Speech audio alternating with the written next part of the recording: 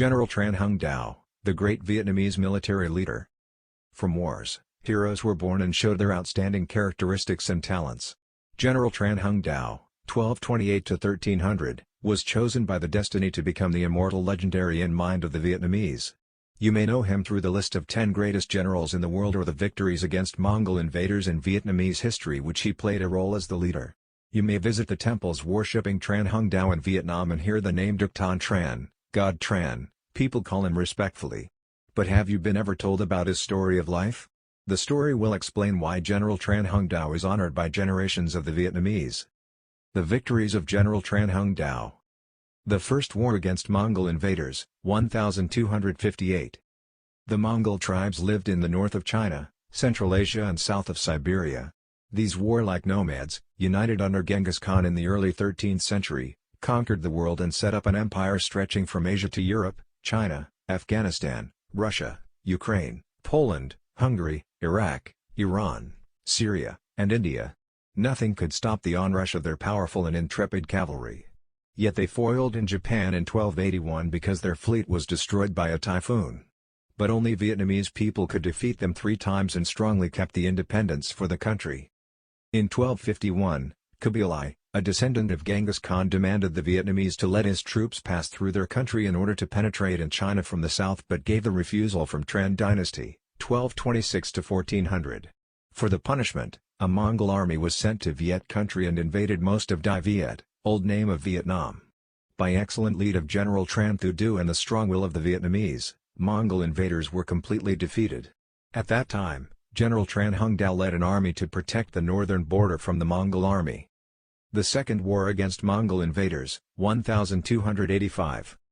In 1279, the Mongol finished conquering all of China and prepared for the revenge of the failure in 1258. Having predicted the enemy's scheme, General Tran Hung Dao, the highest leader of the Vietnamese military, prepared the plans and trained the soldiers for incoming war. In 1285, 2 subsequent Mongol invasions of 500,000 men were sent to Vietnam. They decided to occupy first Champa, a country to the south of Dai Viet, and then from the south, they will combine with an army from the north to attack Dai Viet. The king having expressed the wish to surrender in order to spare his people terrible miseries, Tran Hung Dao told him, "If such is your will, then cut my head first." He succeeded in galvanizing the people into stiff resistance and driving out the invaders after 6 months.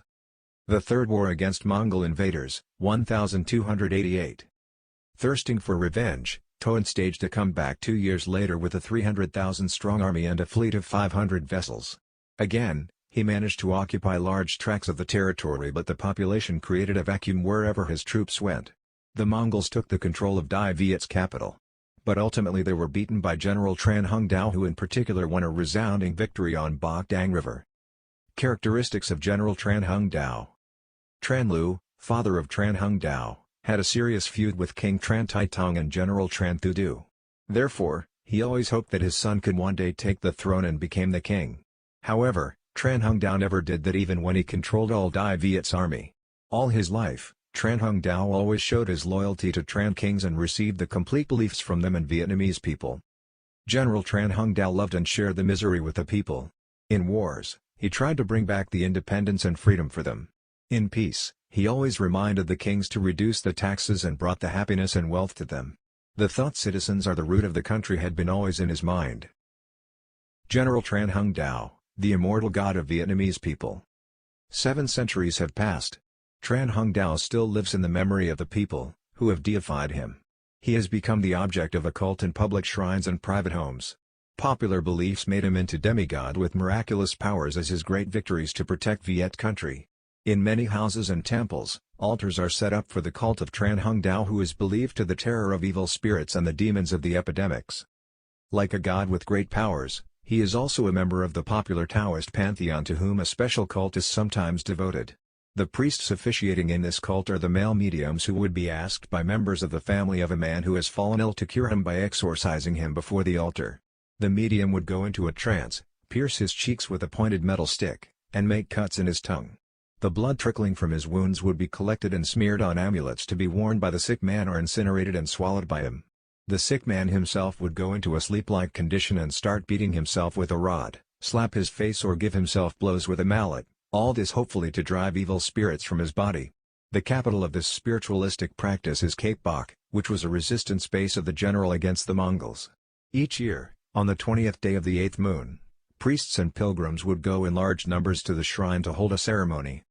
So great are the supernatural powers of Tran Hung Dao in the minds of the populace that his cult often replaces that dedicated to the Chinese demigod Quan Yu, Quan Vu or Quan Kong, a symbol of the loyalty and uprightness. Such is the case at the Nok Sun Temple, a shrine on an islet in the Lake of the Restored Sword in Hanoi.